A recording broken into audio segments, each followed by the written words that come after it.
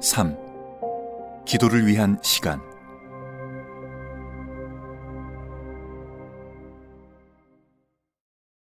내가 처음 목회 사역에 임했을 때 많은 사람들이 평일에도 자신들을 위해 목회자인 내가 무언가를 해주기 원하는 것을 보고 상당히 놀랐다.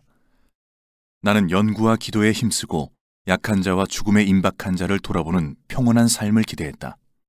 물론 위기의 순간에는 그런 평온함이 방해받게 될 것이라는 각오는 했었다.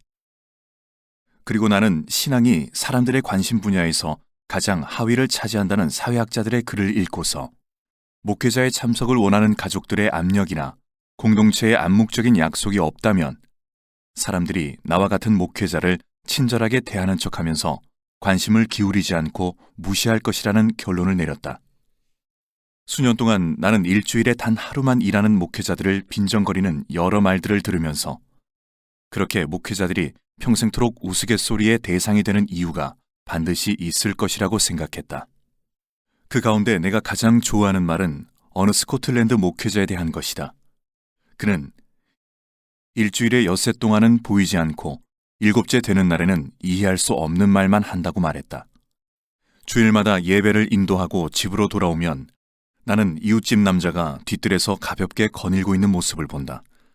그는 나에게 인사한 후 마치 항상 그렇게 생각하고 있었던 것처럼 또 한 주가 끝났군요. 좋으시겠어요? 라고 말한다. 나는 일단 그의 말에 동의한다. 예, 좋습니다.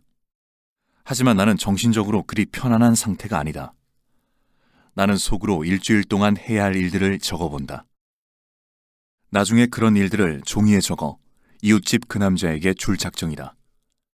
내가 교회라는 조직에 빌붙어 사는 기생충이 아니며 게으름으로 인해 이웃의 자산 가치를 위협하는 그런 인물이 아니라는 것을 그에게 확인시켜줄 서류상의 증거를 제시할 것이다.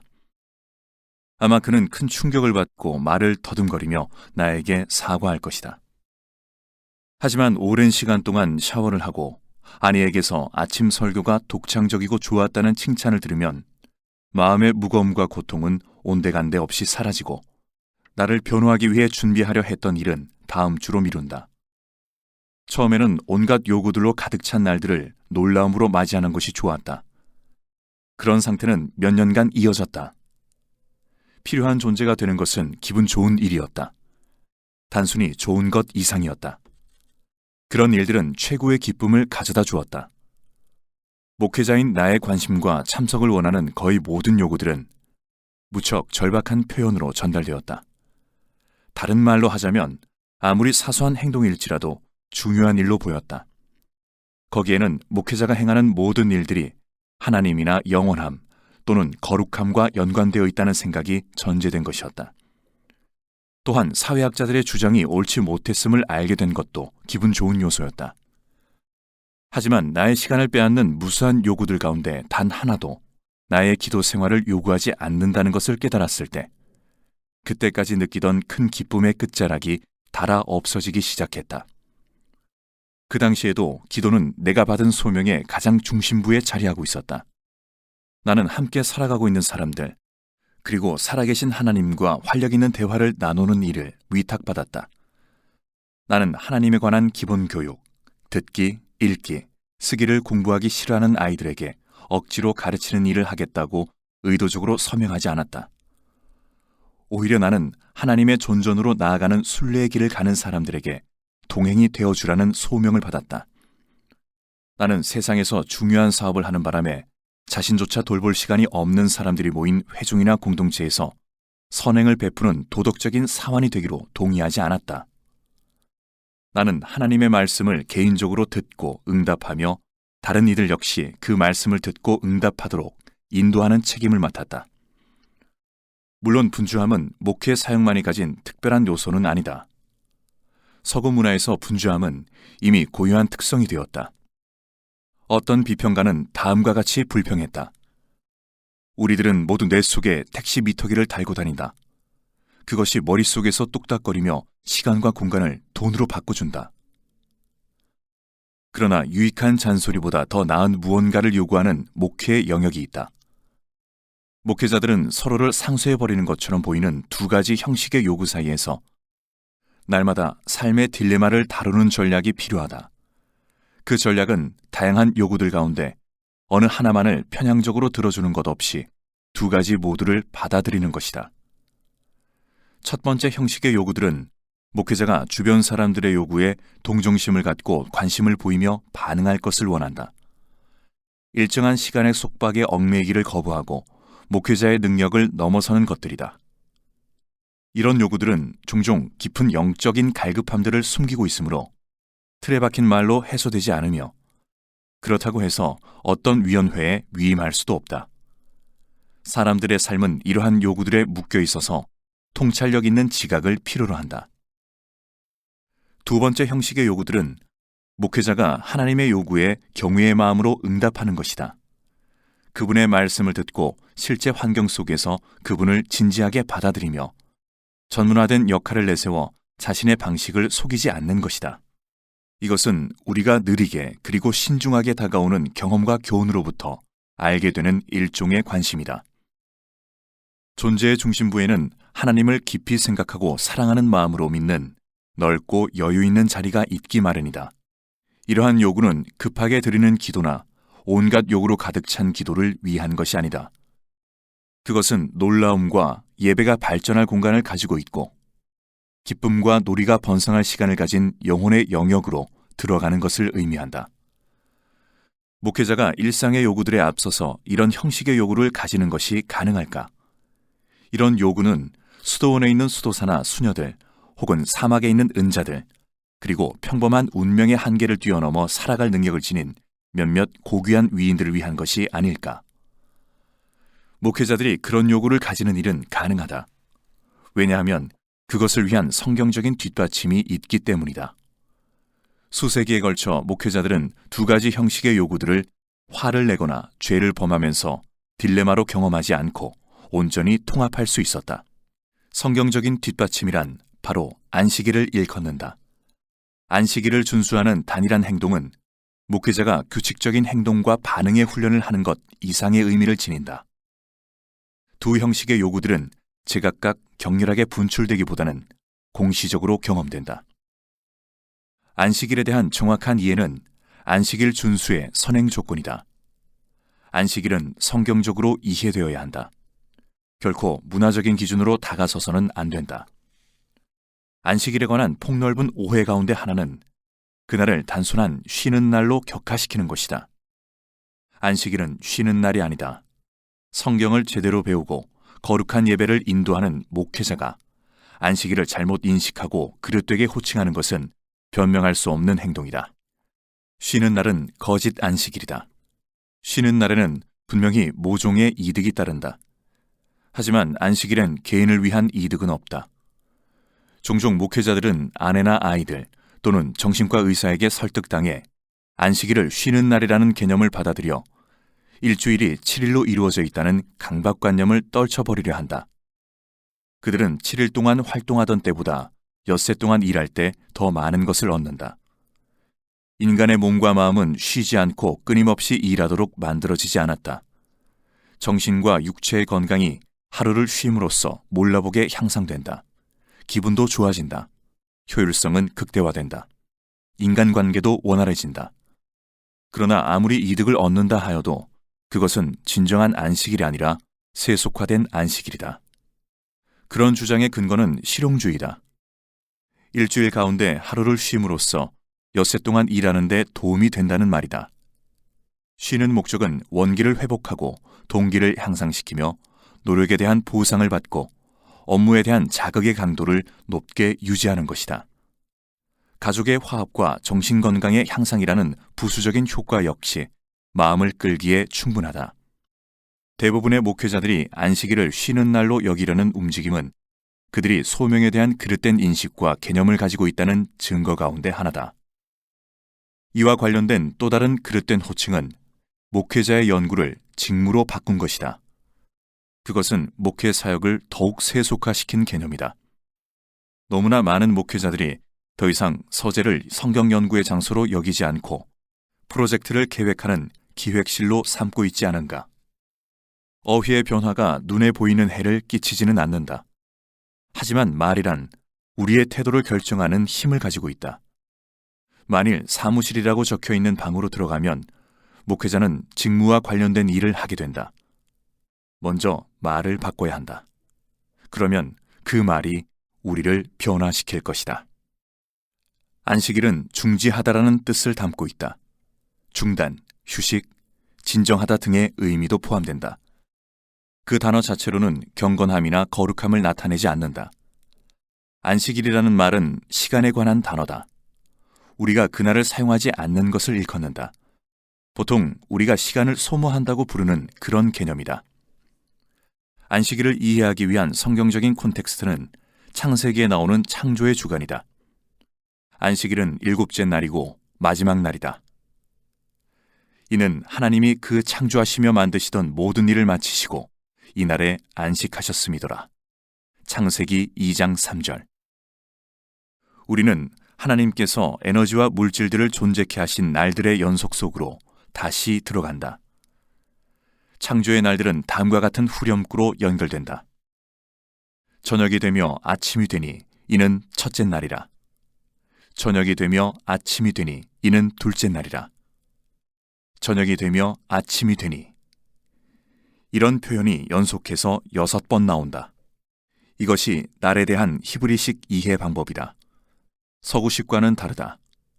우리들의 하루는 약간 어두컴컴한 새벽에 시끄럽게 울리는 자병종 소리와 함께 시작된다. 그리고 저녁 시간이 한참 지난 후 전깃불을 끄면 하루가 끝난다. 우리들은 관례적으로 밤 12시 이후의 시간들은 날에 포함시키지 않는다. 가끔 일을 하기 위해 날에 포함되지 않은 한두 시간을 사용하기도 한다.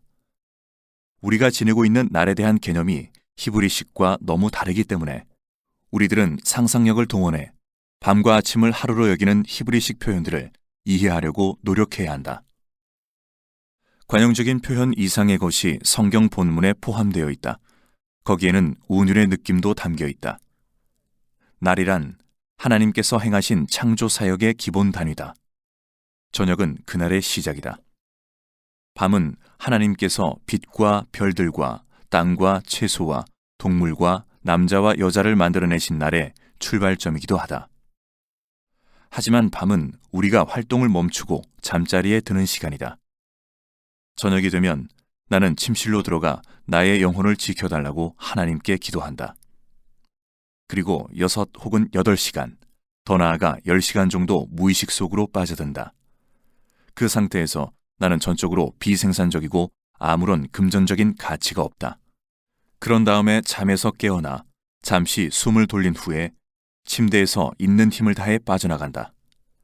그리고 커피잔을 손에 들고 일을 시작하기 위해 문을 박차고 나간다. 제일 먼저 깨닫게 되는 사실은 모든 것들이 이미 몇 시간 전에 시작되었다는 것이다. 내가 깊이 잠들고 있는 사이에 모든 중요한 일들이 이미 진행되고 있었다. 모든 계획이 수립되어 있고 직무가 할당되어 있으며 사업이 진행 중인 사무실로 나는 들어간다. 때때로 나는 정신을 못 차리고 거의 완성된 일의 중간에 끼어들어 이제 막 시작한다는 착각에 빠져 일에 착수한다. 하지만 일은 상당히 진척되어 나는 마무리를 눈앞에 두고 있는 일을 방해한 것에 지나지 않는다. 나는 내가 잘못을 저지르며 일의 상태를 악화시키고 있음을 인식하지 못한 채 여전히 순수한 의도와 활기찬 목소리를 갖고 있다. 그러므로 종종 자신에게 다음과 같은 질문을 던져보는 것이 현명한 행동이다. 내게 적합한 곳은 어디인가? 당신에게 추가로 도움이 필요한 곳은 어디인가? 아직 끝내지 못한 일은 무엇인가? 저녁 아침으로 연결되는 히브리 방식의 날 개념은 은혜의 규칙적인 반복을 보여준다. 우리는 잠들고 하나님께서는 당신의 사역을 시작하신다. 우리가 자고 있을 때 하나님께서는 당신의 언약을 발전시키신다. 우리는 아침에 일어나 하나님의 창조 행위에 참여하라는 부름을 받는다. 우리는 믿음과 직업 속에서 응답한다. 그러나 언제나 은혜가 앞선다. 은혜가 가장 중요하다.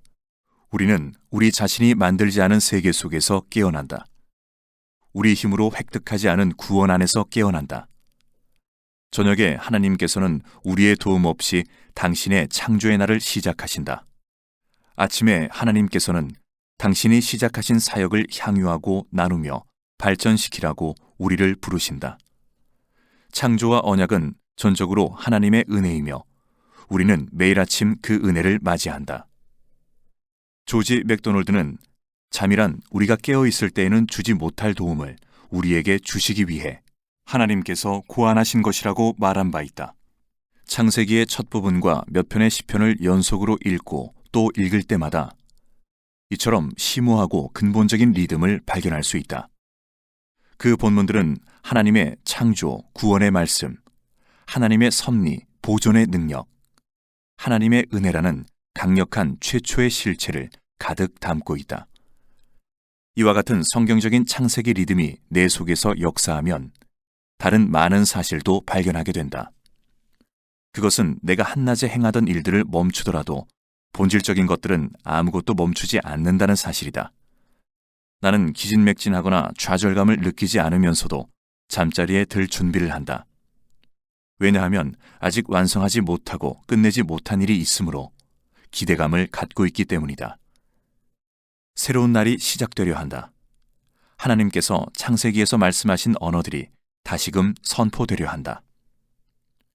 내가 잠자고 있는 시간 동안 하나님께서는 아침이 오기까지 나의 순종과 봉사와 언어를 사용할 준비를 어떻게 하실까? 나는 잠시 길에서 벗어나기 위해 잠을 잔다. 구원의 리듬에 몸을 맡긴다. 우리가 잠자고 있는 동안 위대하고 신비로운 일들, 우리에게 있는 무엇을 고안하거나 만들어낼 수 있는 능력을 월등히 능가하는 일들이 진행된다. 달은 날마다 모양을 달리하고 사자는 먹이를 잡으려 포효하며 지렁이는 땅속을 기어다니고 별들은 각기 제 궤도를 돌고 있다. 또한 단백질은 우리의 근육을 회복시키고 잠자는 동안 꿈을 꾸는 우리의 두뇌는 깨어있는 시간에 나눈 잡다한 이야기와 온갖 계획들의 바탕에 깔려있는 심오한 의미들을 되찾는다. 우리가 행하는 일들은 하나님의 사역의 콘텍스트 속에서 이루어진다. 인간의 노력은 그 자체로 존중되고 높임을 받는 것이 아니라 은혜와 축복의 리듬 속에 통합됨으로써 고귀하게 여겨진다. 우리는 그러한 은혜를 마음으로 이해하기 전에 이미 몸으로 경험한다. 우리는 물리적, 영적 기술의 문제에 참여한다. 사상이나 교리나 덕목의 문제가 아니다. 우리 몸은 창세기의 리듬에 따라 움직인다. 안식일은 이와 같은 기본적이고 일상적인 리듬을 한 달이라는 더 큰 콘텍스트로 옮겨놓은 것이다. 축을 중심으로 회전하는 지구는 아침, 저녁이라는 두 박자 리듬을 제공해준다. 달은 자기 궤도를 돌면서 또 다른 리듬을 가져다준다. 7일로 이루어진 한 주가 4번이 되어 28일로 이루어지는 한 달이 이루어진다. 하나님께서는 우리에게 이처럼 7일로 이루어진 창조의 리듬을 준수하라고 명하셨다. 안식일 준수는 아침, 저녁이라는 하루의 리듬을 전제로 한다. 우리는 매일 밤마다 피곤하고 졸려서 일을 멈추지 않을 수 없다. 하지만 7일째 되는 날에는 일을 멈추지 않을 수도 있다. 특히 하던 일이 탄력을 받아 순조롭게 진행되고 있을 때에는 더욱 그렇다. 일주일의 리듬을 준수하려면 의지적인 행동이 요구된다. 안식일 준수는 종종 우리의 일상을 방해하는 요소로 느껴지기 쉽다. 안식일 준수는 우리가 매일 행하는 일이 세상을 움직이게 하는데 없어서는 안 될 것이라는 가정을 점차 세워나갈 것을 요구한다. 그러면 우리는 안식일을 지키는 것을 회방거리가 아닌 기본적인 박자를 뒷받침하고 확장시킨 폭넓은 박자 단위로 깨닫게 될 것이다. 7일째마다 더욱 심오한 박자가 울려 퍼진다. 거대한 종에서 흘러나오는 심오한 소리가 저녁, 아침, 저녁, 아침, 저녁, 아침으로 매일 반복되는 팀파니 소리를 감싸고 울려 퍼진다. 창조가 영광스럽게 높여지고 묵상되며 구원이 기억되고 공유된다. 안식일 준수를 명하는 두 군데의 성경 본문을 비교해보면 명령은 모두 동일하지만 그 명령을 뒷받침하는 이유는 조금 다르다. 출애굽기에 제시된 이유는 하나님께서 그날을 지키셨기 때문에 우리도 안식일을 지켜야 한다는 것이다. 출애굽기 20장 8절에서 11절. 하나님께서는 창조 사역을 엿새 동안 행하고 그 다음에 쉬셨다. 하나님께서 안식을 위해 하루를 따로 떼어 놓으셨다면 우리 역시 할 수 있다. 하나님께서도 오로지 안식하는 상태에서 행하실 수 있는 일들이 몇 가지 있다. 일, 휴식 리듬은 하나님께서 현실 속으로 들어오신 구조 속에서 형성되었다. 하던 일을 중단하고 휴식하는 설레는 하나님께서 친히 보여주셨다. 안식일 준수는 하나님의 명령으로 주어졌다. 따라서 우리는 그 명령을 내면화하여 쉬지 않고 일을 하는 상태보다 좀 더 성숙한 존재가 되어야 한다. 신명기에 제시된 안식일 준수의 이유는 애굽에서 선조들이 전혀 쉬지 못하고 400년을 지냈기 때문이라고 나와 있다. 신명기 5장 15절. 단 하루도 쉬지 못했다. 그 결과는 어떠했는가? 그들은 더 이상 인간으로 인식되지 않고 노예로 취급되었다. 일을 진척시키기 위한 단위에 불과했다. 하나님의 형상으로 창조된 사람이 아니라 벽돌을 만들고 피라미드를 건설하는 건설 장비였다. 인간성은 처참하게 손상되었다. 우리 가운데 어느 누구도 이웃이나 남편 또는 아내나 자녀나 회사의 직원들을 그런 식으로 대하지 못하게 하려고 안식일을 지키라는 명령이 주어졌다. 우리가 다른 사람들을 대할 때 그들이 누구인가라는 측면보다는 그들이 무엇을 할 수 있는가 하는 면을 더 관심 있게 보기 시작하는 순간 우리는 인간성을 훼손시키고 공동체를 어지럽게 만든다. 나는 이번 주에 쉬지 않아도 되니까 안식일을 지키지 않겠어라고 주장해도 소용없다. 우리들의 삶은 상당히 복잡하게 연결되어 있으므로 안식일에 일을 하게 되면 의도했든 의도하지 않았든 간에 상관없이 필연적으로 다른 사람들을 그 일에 관여하게 만드는 관계를 초래한다. 안식일 준수는 근본적인 친절과 호의다. 안식일 준수는 이웃들 속에 있는 하나님의 형상을 보존하여 그들을 우리의 필요에 따라 평가하는 것이 아니라 있는 그대로의 모습을 보게 하기 위해 명령으로 주어졌다. 10계명 중에서 7째 계명의 진실성과 필요성은 너무나 명백하고 별도의 설명이 필요 없다는 사실에 주목하는 것은 매우 흥미롭다. 둘째 계명은 너무나 지키기 어려워 경고가 부과되어 있다. 5째 계명을 제대로 준수하는 것은 무척 피곤한 일이므로 좋은 약속이 함께 주어졌다. 하지만 넷째 계명은 필요하거나 논리적인 것으로 보이지 않는다. 따라서 여러 가지 이유가 그 뒤에 덧붙어 있다.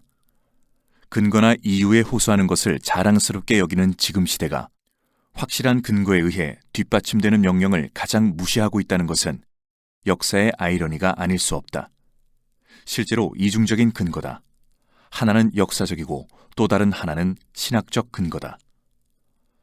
모든 직업에는 나름대로 쉽게 범할 수 있는 죄악들이 내포되어 있다. 나는 의사나 변호사, 목공이나 도예가들을 위태롭게 하는 죄악을 면밀히 살펴보지는 않았지만 목회자들이 매일 주의를 기울여 피할 필요가 있는 죄악의 올무는 유심히 관찰했다. 그것은 바로 리듬을 깨뜨리는 죄다. 은혜, 직업이라는 리듬을 버리고 직업, 은혜를 채택한 것이다. 하나님께서 말씀으로 모든 것을 존재케 하고 그의 팔로 자기 백성들을 구원하신 세상 속에서 일하기보다는 그 세상을 자기 마음대로 재배열하려 한다. 그 세상 속에서 하나님의 능력의 말씀을 선포하고 자기의 선포에 대해 축복해 줄 것을 하나님께 요구한다. 목회자들은 그 세상 속에서 자신의 능력 있는 팔을 펴서 압제받는 자들을 도우려 하고 궁핍한 자들을 돕기 위해 팔을 벌리며 자신들이 미처 돌보지 못한 자들을 보살펴 달라고 하나님께 간절히 간구한다. 바로 그런 이유 때문에 안식일을 제대로 지키는 목회자의 숫자가 형편없이 적은 것이다. 목회자들은 리듬을 바꿔놓았다.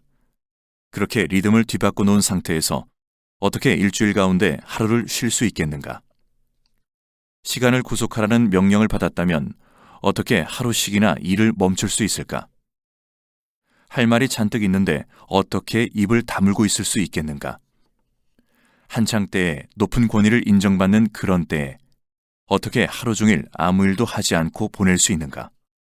더군다나 해결하기에 역부족일 정도로 어려운 일을 도와달라는 부탁을 받지 않았는가? 그러나 바로 그런 이유 때문에 안식일 준수는 제안이 아니라 명령으로 주어졌다.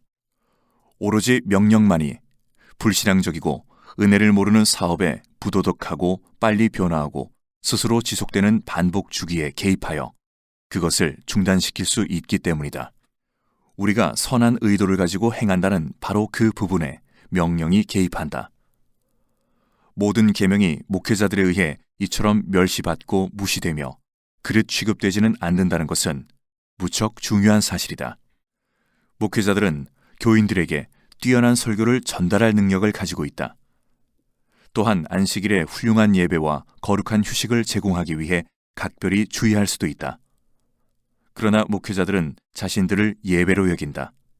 이상한 일이 아닐 수 없다. 제7계명을 적극적으로 설교하고서 성적으로 문란한 삶을 추구하는 목회자는 많지 않다. 제2계명을 유창한 말솜씨를 동원해 설교하고 난 후에 교회 현관에서 풍요의 여신을 새긴 신상을 판매할 목회자는 없다. 하지만 목회자들은 제5계명에 관한 교리 교육을 진지하게 가르친 후에 조금도 얼굴을 붉히지 않고 놀라운 경건함의 증거로 일 중독증에 걸린 사람처럼 안식일에도 전혀 쉬지 않고 일하는 모습을 보여준다. 안식일. 그것은 우리가 행하는 열정적인 활동으로부터 우리를 멀리 떼어놓는 잘 정돈된 고요한 시간과 공간이다. 따라서 우리는 하나님께서 과거에 행하신 일과 지금도 변함없이 행하시는 일들을 목격할 수 있다. 정기적으로 일주일에 하루를 쉬지 않는다면 우리는 자신을 너무 중요하게 여길 것이다. 도덕적인 열심 때문에 우리 눈썹 위로 흘러내리는 땀들은 우리 안에 그리고 우리 주위에서 활동하시는 하나님의 주요 활동을 보지 못하게 가로막을 것이다. 안식일 준수. 내면의 소음을 잠재우는 일. 이로 인하여 우리는 주님의 미세한 음성에 귀를 기울이게 된다. 교만으로 인한 마음의 분열을 제거하고 우리는 그리스도의 존재를 분간할 수 있다. 셀 수 없이 많은 곳에서 우리의 손과 발에서 그리고 눈에서 그분을 느낀다. 각 사람의 얼굴 모습을 통해 아버지께로 나아간다. 안식일. 우리 주변의 사람들로부터 우리 자신을 분리시키는 정돈된 시간과 공간이다. 그럼으로써 주변 사람들은 목회자의 강압이나 참견 없이 하나님께 직접 나아가는 기회를 얻는다. 그들은 언제나 사람들을 조작하는 일로 치우칠 위험이 있는 목회자의 지도로부터 자유로울 필요가 있다. 안식일 준수. 완전히 달라붙어서 좀처럼 떨어지지 않으려는 사람들로부터 목회자 자신들을 분리하는 행동이다. 또한 목회자가 자신의 정체성을 위해 버리지 못하는 일상적인 일과들로부터 떨어지는 것이다. 그런 후에 그 모든 것들을 찬양 가운데 하나님께 돌려드린다. 목회자들은 이러한 사실을 신학적으로 이해하는 데에는 그리 큰 어려움을 느끼지 않는다. 그들은 설교단에서 그러한 내용을 억지로라도 정확하게 선포한다. 이러한 문제에서 목회자들의 신학은 정통에 속해 있고 성경적이다. 부족한 것은 목회자들의 신학이 아니라 기술이다. 안식일 준수는 믿음의 문제가 아니라 도구, 시간 사용의 문제다. 마음과 정신의 훈련이 아니라 육체의 훈련과 관련된 문제다. 안식일 준수는 경건한 사상이나 마음에서 우러나오는 찬양이 아니라 단순히 우리의 육신을 일주일에 하루씩 일상적인 흐름에서 빼내는 것이다. 대부분 목회자들은 설교단에서는 어거스틴 주의자들이다. 그들은 하나님의 주권과 은혜의 탁월함과 하나님의 영광을 설교한다. 너희는 그 은혜에 의하여 믿음으로 말미암아 구원을 받았으니 이것은 너희에게서 난 것이 아니요 하나님의 선물이라. 행위에서 난 것이 아니니 이는 누구든지 자랑하지 못하게 함이라. 에베소서 2장 8절에서 9절. 하지만 목회자는 설교단을 떠나는 순간부터 펠라기우스 주의자가 된다.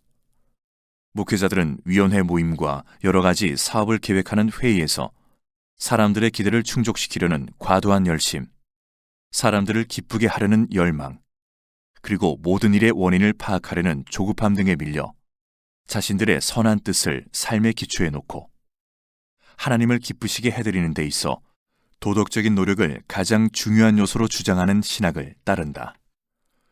북미에서 사역하는 목회자들의 행동 특성을 만들어내는 신학은 다음과 같다. 만일 어떤 일들이 만족스럽지 않은 상태에 머물러 있다면 목회자인 내가 좀 더 열심히 하고 다른 이들로 하여금 더욱 힘쓰도록 유도하여 그 일들을 향상시킬 수 있을 것이다. 위원회를 하나 더 증설하고 지원자들을 더 모집하고 하루에 2시간 정도 추가로 일을 시키면 된다. 펠라기우스는 이단이 아닌 것 같고 어거스틴은 성자가 아닌 것처럼 보인다. 펠라기우스가 했던 모든 말들을 따져보면 그는 세련되고 예의 바르고 확신에 차 있다. 모든 사람들은 그를 몹시 좋아했던 것 같다. 어거스틴은 그의 젊은 시절을 부도덕함 속에서 낭비했고 그의 어머니에 대하여 프로이드가 말하는 모종의 애정을 느꼈으며 많은 적들을 만들었다.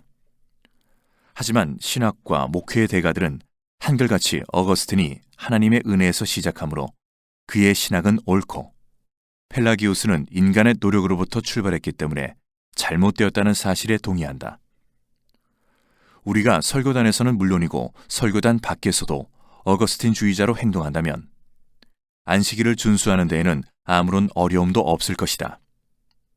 펠라기우스가 우리의 주인이 되는 일이 어찌 일어나겠는가? 목회자들의 행동에 내재된 펠라기우스 주의는 목회자 자신들을 파문시키거나 화형대에 오르게 하지는 않을 것이다. 하지만 그것은 목회 사역을 심각하게 훼손할 것이다. 비록 개인적으로는 고통스럽지 않을 테지만 교회 전체의 건전함과 온전함에는 커다란 재앙이 될 것이다. 안식일 준수를 뒷받침하는 2가지 성경적인 근거들은 기도와 휴식이라는 안식일 활동으로 발전한다. 출애굽기에 제시된 근거는 하나님에 대한 묵상으로 우리를 인도한다. 그것은 기도가 된다. 신명기의 근거는 사회적인 여가로 우리를 인도한다. 그것은 휴식이다. 기도와 휴식은 서로 깊이 부합되며 광범위한 내적 연관성을 가진다. 다양한 영역의 철학자와 신학자들이 그 부분에 대하여 설명하고 의견을 제시했다. 장 칼뱅은 그의 안식일을 위에서 말한 2가지로 가득 채웠다. 유머 감각도 없이 엄격한 생활을 했다는 그의 명성은 이러한 사실을 이해하는 데 별로 도움이 되지 않는다. 그는 아침에는 기도로 교인들을 인도하고 오후에는 제네바 시민들과 함께 스키틀 놀이를 했다. 요즘 활동하고 있는 시인인 오드는 우리가 가장 고귀한 2가지 요소를 잃어가고 있다는 사실에 놀랐다. 2가지 요소란 진심으로 웃을 수 있는 능력과 기도하는 능력이다. 그는 더 나은 기도와 더 나은 놀이를 위한 건전한 언어들을 표현할 수 있게 해달라고 간청했다. 시편 92편은 시편에서 특별히 안식일에 할애된 본문이다. 이 시의 서두는 표준적인 안식일 행위들을 병렬식으로 지시하고 있다. 지존자여 시편금과 비파와 수금으로 여호와께 감사하며 주의 이름을 찬양하고 아침마다 주의 인자하심을 알리며 밤마다 주의 성실하심을 베풀미 좋으니이다. 시편 92편 1절에서 3절. 기도는 무엇이고 놀이는 무엇인가? 놀이를 제거해버린 청교도의 안식일은 완전히 실패였다. 기도를 제거해버린 세속적인 안식일은 그보다 더 열악했다. 안식일 준수는 놀이와 기도 모두를 포함한다. 2가지 활동은 동일한 날을 엇비슷하게 공유하지만 상호 보충적인 온전함을 위해 서로를 필요로 한다. 하지만 2가지를 하나로 결합하는 것은 쉽지 않다. 출애굽기의 안식일과 신명기의 안식일을 상세히 말하는 것이 훨씬 쉽다. 조지 시한은 한때 이런 글을 썼다. 놀이의 사람은 기도의 사람에 못지않게 이해하기 어려운 대상이다. 하지만 어린아이들은 2가지를 항상 함께한다. 그들은 놀이와 기도가 어른들이 이해하고 있는 것처럼 이질적인 습관이 아니라 오히려 우리 속에 깊이 내재되어 있는 본질적인 무언가를 회복시켜준다는 것을 보여준다. 뉴먼은 기도와 놀이를 동시에 행하는 일은 오랫동안 사랑받아 왔지만 한동안 잊혀졌다고 말했다. 렘브란트의 동판 그림은 예수님께서 존경의 눈빛으로 자신에게 몰두하고 있는 어른들을 가르치시는 장면을 보여주고 있다. 그들 곁에서 한 어린아이가 팽이를 가지고 놀고 있다. 렘브란트는 예수님께서 하신 말씀이 무엇인가를 말하고 있지 않다. 나는 그가 우리에게 기도하는 법을 가르치고 있다고 생각한다. 아이는 노는 법을 우리에게 가르쳐준다. 나도 20년 전에 이와 유사한 일을 겪었다. 예배 시간에 교인들을 위한 중재 기도를 인도한 후에 눈을 떴을 때 우리 아이가 자기 공을 따라서 교인들이 기도하는 사이에 예배당 중앙으로 기어나온 것을 알았다. 처음에는 무척 당황했다. 하지만 나중에 그런 나의 반응에 대해 회개했다. 그 아이의 놀이가 우리의 기도에 비해 하나님의 영광을 드러내지 못했단 말인가. 시편 92편은 기도와 놀이를 앞뒤로 배치해 놓고 그 다음에 세 개의 은유를 이용해 평행선상에 있는 행동들을 자세히 말해준다. 그럼으로써 우리에게 안식일 준수에 관한 연속되는 세 장의 그림을 보여준다. 첫 번째 은유는 음악적인 것이다. 우리는 기도하고 시편금과 비파와 수금의 정숙한 소리와 더불어 뛰논다. 시편 92편 1절. 놀이와 기도는 교훈과 즐거움을 하나로 결합시키는 음악가의 기교와 같다. 음악은 우리 내면 깊은 곳에 있는 무언가를 활기차게 만든다. 우리의 육체는 음악과 리듬에 동화되고 살아있음을 경험한다. 선율과 화음은 전혀 음악적이지 않은 일상적인 대화의 불평과 불만이라는 영역에서 우리를 이끌어낸다. 또한 자아의 울타리에 가둬두는 온갖 요구와 푸념으로부터 우리를 건져낸다. 훌륭한 음악 연주는 별로 힘들이지 않고 쉽게 하는 것처럼 보인다. 하지만 무척 쉽게 느껴지는 자연스러움 뒤에는 엄청난 양의 연습이 자리하고 있다. 이러한 훈련은 무척 힘겹지만 성가시거나 짐이 되지 않는다. 그러나 이것은 우리가 외적인 자아의 담을 넘어 진정한 아름다움으로 우리를 이끌어주는 지각과 열망으로 들어가는 용인된 방법이다. 어떤 방법으로든 자신의 한계를 넘어설 때 우리는 하나님과 더욱 가까운 위치에 있다. 시편에 기록된 거의 모든 기도가 음악적으로 표현되었다는 명백한 증거를 담고 있는 것은 무척 중요한 사실이다. 칼 바르트는 모차르트의 음악이 자신을 태양이 비칠 때나 폭풍우가 몰아칠 때 밤이나 낮이나 항상 만족스럽고 질서정연한 세계의 입구로 데려다 주었다고 말했다. 현명하고 많은 학식을 갖춘 한 무신론자가 고대 로마에 나타나 능란한 말솜씨로 사람들을 현혹했다. 그는 하나님은 없고 목적도 없고 의미도 없으므로 어떤 일이든 모두 허용된다고 주장했다. 그는 자신의 주장을 더욱 돋보이게 하기 위해 광장에 모인 사람들 가운데 무식해 보이는 어느 목동을 지목했다. 그는 구경꾼들 앞에서 그 목동을 놀려주려 했다. 무신론자는 날카로운 논리로 목동을 놀려댔고 현란한 웅변술로 그를 정신 못 차리게 했다. 그는 다음과 같이 자랑스럽게 말하며 자신의 말을 그쳤다. 이제 당신 차례요. 목동은 피리를 꺼내 즐거운 음악을 연주하기 시작했다. 얼마 지나지 않아 광장에 모인 모든 사람들은 흥에 겨워 춤을 추었다. 두 번째 은유는 동물이다. 기도와 놀이는 들소의 야생성과 같다. 그러나 주께서 내 뿔을 들소의 뿔같이 높이셨으며 내게 신선한 기름을 부으셨나이다. 시편 92편 10절. 동물의 야생성은 속박되지 않은 충만함을 드러낸다. 동물들이 자연 속에서 뛰어다니고 하늘로 상승하며 껑충거리며 다니는 모습을 볼 때 우리 마음에는 기쁨이 넘친다. 독수리는 먹이를 향해 수직으로 하강한다. 회색곰은 감자줄기처럼 먹을 것을 찾기 위해 높은 산의 잔디를 사정없이 뜯어낸다. 흰꼬리 사슴은 개울을 뛰어넘는다. 기도와 놀이는 마치 그와 같다. 길들여지지 않은 들짐승과 같다. 우리는 의도적으로 취했던 자세를 버리고 가면을 내던진다. 남의 이목을 꺼리지 않는다. 우리는 우리 자신이 된다. 에릭 에릭슨은 여기에 대하여 다음과 같이 설명한다. 놀이에 대한 모든 설명과 정의 가운데 가장 간략하고 가장 뛰어난 것은 플라톤의 법률에서 찾아볼 수 있다. 그는 진정한 놀이의 모델을 어린아이나 동물의 새끼들이 지닌 이리저리 뛰려는 욕구에서 발견했다. 제대로 뛰어오르기 위해서는 땅을 도약대로 사용하는 법을 배워야 한다. 또한 탄력 있고 안전하게 착지하는 방법도 반드시 배워야 한다.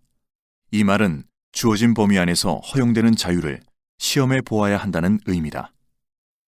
즉, 중력이 허용하는 한계 속에서 어디까지 뛸 수 있는지 알아야 한다는 말이다. 따라서 놀이가 보편화되어 있는 곳에는 어디서나 항상 놀라운 요소들이 드러나기 마련이다. 그것은 단순한 반복이나 습관화를 넘어서는 것이다. 위의 구절에서 놀이를 기도라는 단어로 바꿔보라. 그렇게 하더라도 의미는 동일하다. 세 번째 은유는 울창한 나무다.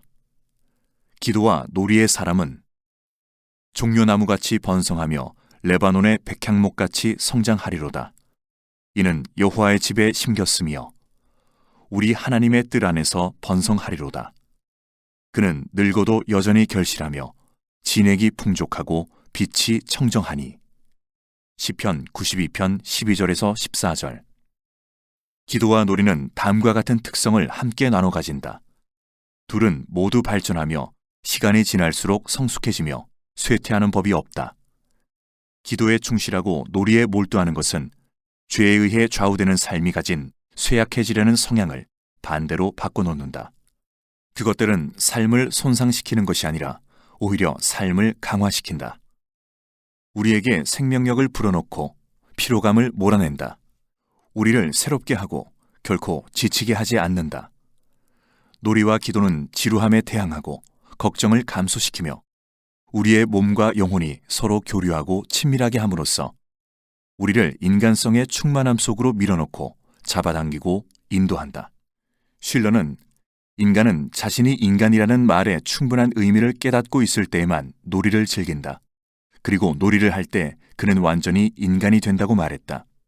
요한 하위징하는 상당한 두께의 매우 학문적인 호모 루덴스라는 책을 썼는데 그 책은 놀이가 제대로 이루어질 때 문화가 건강하다는 사실을 잘 설명하고 있다. 놀이는 인간을 위한 독특한 행동 방식이다. 놀이를 억제하거나 등한시하면 문화는 비인간화된다. 하위징하는 그 사실을 경고하기 위해 책을 썼다. 인간의 문명이 진보할수록 그 문명은 이상하리만큼 인간 자체와는 거리가 멀어진다. 또한 깜짝 놀랄 정도의 뛰어난 기술을 선보일 때에는 인간의 공통된 인간성이 빈곤한 수준 이하로 떨어져 버린다. 인간은 인간 이하의 존재가 된다.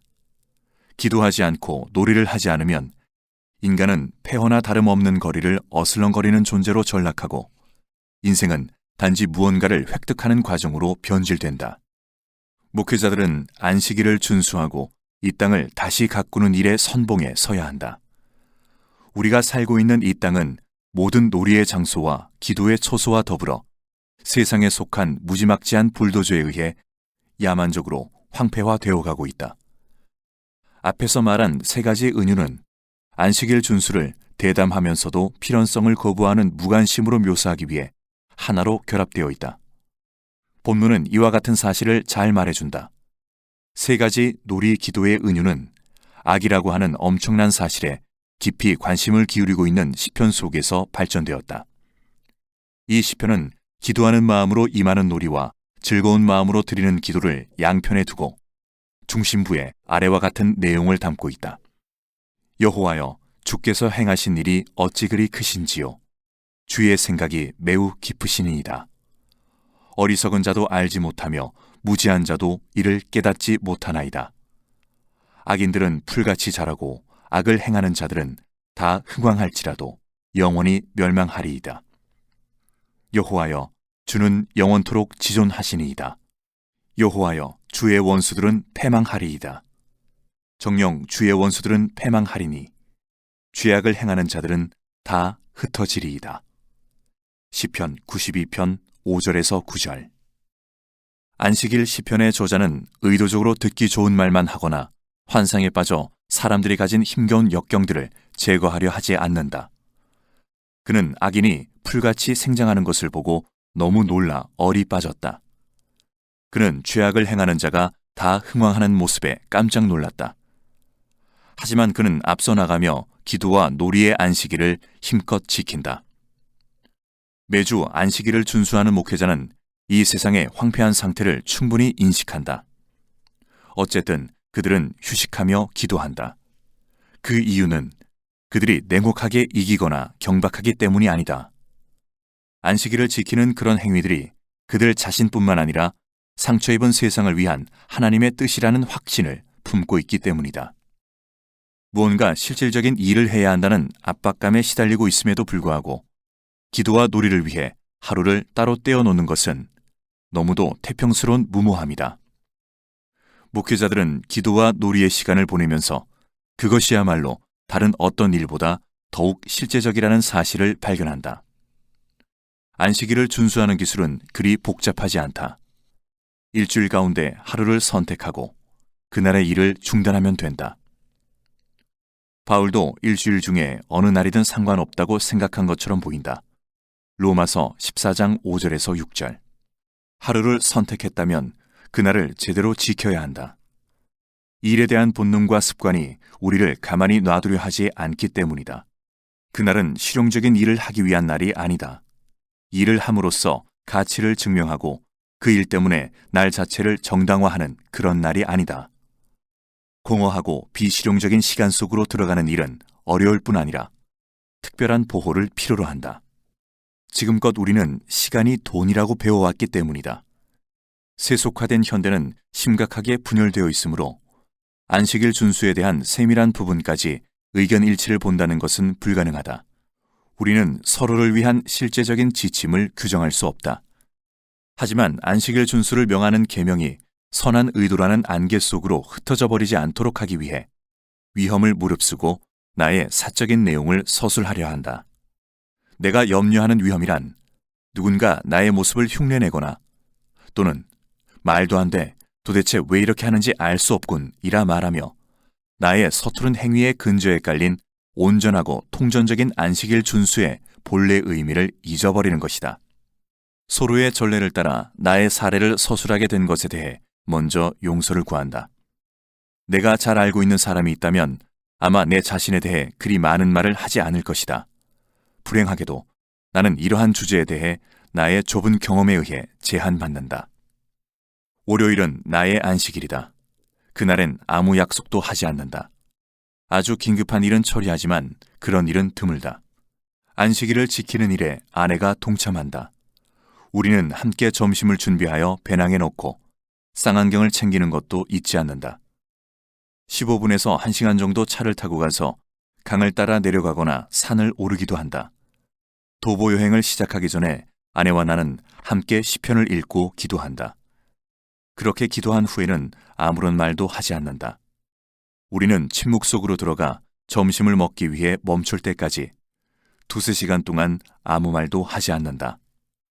우리는 한가로이 걷고 자기를 비우며 그곳에 있는 것들에 우리 자신을 개방한다.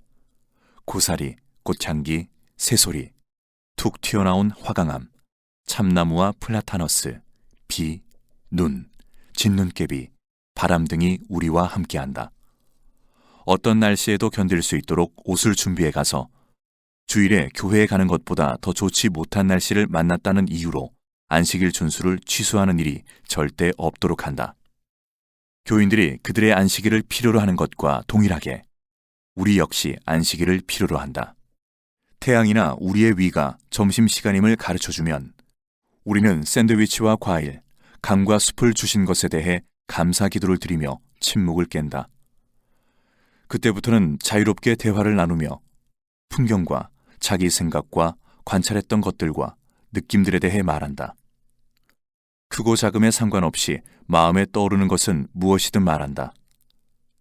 늦은 오후에 집으로 돌아와 휴식을 취하든지 잡다한 일을 하든지 또는 책을 읽기도 한다. 나는 습관적으로 저녁 식사 후에는 가족들에게 편지를 쓴다. 그 정도다. 시내산의 우레나 담에색으로 가는 길의 밝은 빛은 없다. 반모섬의 환상도 없다. 그날은 고독과 침묵을 위해 구별해 놓은 날이다. 아무 일도 하지 않는다. 그저 그 자리에 존재한다. 시간의 성화다. 그날의 거룩함을 보존하기 위한 특정한 규정은 세워놓지 않았다. 그날을 사용하지 않고 고요히 그날 속에 존재하기 위해 따로 구별해 놓겠다는 약속만 있을 따름이다. 무언가를 얻기 위한 날이 아니라 하나님께서 이미 행하신 일들을 목격하고 반응하기 위한 날이다. 하지만 목회자들도 도움을 받아야 한다. 안식일 준수는 개인적인 차원에서 행할 수 있는 일이 아니다. 목회자들은 교인들의 도움을 필요로 한다. 교인들은 자신들의 안식일을 지키기 위해 목회자의 도움을 필요로 한다. 목회자가 안식일을 준수하려면 교인들의 도움이 필수적이다. 나는 종종 장로들과 집사들에게 이런 말을 한다. 우리가 교인과 목회자로서 연관을 맺고 있는 가장 위대한 실체는 바로 하나님입니다. 우리 주변에 있는 거의 모든 사람들은 그런 사실을 알지 못하고 관심조차 가질 수 없습니다. 하나님께서 우리로 하여금 그에 대해 관심을 갖지 않는 세상에서 그분을 우리 삶의 결정적이고 중심적인 실체로 알고 반응하도록 하기 위해 주신 방법은 안식일 준수입니다. 우리 모두는 규칙적인 간격을 두고 각자의 일을 멈추고 하나님의 일을 깊이 생각해 보아야 합니다. 우리끼리 말하는 것을 그치고 하나님께 귀 기울여야 합니다. 하나님께서는 우리에게 이것이 필요한 것을 아시고 안식일을 통해 그 방법을 우리에게 주셨습니다. 안식일은 기도와 놀이의 날입니다. 하나님 그분을 즐거워하는 날입니다. 저의 직무 가운데 하나는 여러분이 매주일에 안식일을 축하하며 지킬 수 있도록 인도하는 것입니다. 그러나 그날은 저에게 안식일이 아닙니다. 저는 주일 아침마다 흥분된 마음으로 잠에서 깨어납니다. 그날은 제가 일하는 날입니다. 월요일이 저의 안식일입니다. 그러므로 그날을 제대로 준수하려면 여러분의 도움이 필요합니다. 여러분의 기도가 필요합니다. 그날 제가 교회 행정이나 상담 등에 관여하지 않으려면 여러분이 협력해 주셔야 합니다. 제가 부주의하게 다른 여러 가지 일에 참견하여 안식일을 제대로 준수하지 못하는 것을 보신다면 충고해 주시기 바랍니다. 목회자들 역시 그들을 보살펴줄 목회자가 필요합니다. 여러분들이 저의 목회자가 될 수 있는 한 가지 방법은 하나님께서 명하신 안식일을 지키도록 도와주시는 것입니다. 그들은 내 부탁을 들어주었다. 나를 기꺼이 도와주었다. 목회자들도 안식일을 준수해야 하고 그러기 위해서는 자신들의 도움이 필요하다는 것을 알면서도 돕지 않을 교인들은 거의 없을 것이다. 아내는 지난 14년 동안 우리가 함께 지켜온 안식일의 일기를 꾸준히 써왔다. 그 일기의 제목은 엠마오로 가는 길이다. 아마 당신이 내용을 대충 훑어본다면 별로 감동받지 않을 것이다. 새의 이름들, 들꽃들, 짧은 대화, 날씨에 대한 간단한 메모 등이 그 속에 담겨 있기 때문이다. 하지만 그런 내용 이외의 여백에는 충만함과 존재함으로 가득 차 있다. 왜냐하면 안식일 준수는 우리가 행한 일이 아니라 행하지 않은 일과 주로 관련되어 있기 때문이다. 엠마오로 가는 길이라는 일기 제목은 더글라스 스티어와 대화를 나누던 중에 정했다. 스티어는 루터교에서 피정 훈련을 맡고 있던 늙은 프러시아 노인에 대한 이야기를 들려주었다. 그 노인의 어투에는 독일식 발음이 강하게 배어나왔다고 한다. 그는 남성들의 피정을 전문적으로 가르쳤다. 많은 남성들이 피정을 위한 장소로 모이면 그는 먼저 그들의 여행 가방을 열게 해서 모든 위스키를 압수했다. 그런 후에 두 사람씩 짝을 지어 보내면서 그가 이 마우스 도정이라 부르는 과정에 임하게 했다. 스티어는 오랜 시간 동안 이 마우스 도정이 도대체 무슨 말인지 궁금했다고 말했다. 그러다가 어느 날 그는 프러시아 출신의 피정교사가 그의 학생들을 엠마오로 가는 길로 내보냈다는 것을 깨달았다. 두 명의 제자가 예수님께서 그들과 동행하신다는 것을 깨닫지 못하고 대화하며 걸었던 그 길로 학생들을 내보냈다. 그들이 서로 말하되 길에서 우리에게 말씀하시고 우리에게 성경을 풀어주실 때 우리 속에서 마음이 뜨겁지 아니하더냐 하고. 누가복음 24장 32절. 이것은 비록 고요한 가운데 일어나지만 안식일 준수의 행위 속에서 축적되어가는 인식과 기도를 살짝 변경해 놓은 것의 일종이다. 이제 일정한 리듬이 생겼다. 그 리듬과 더불어 우리는 직접 의도하지 않더라도 자연스럽게 기도할 시간을 갖게 되었다.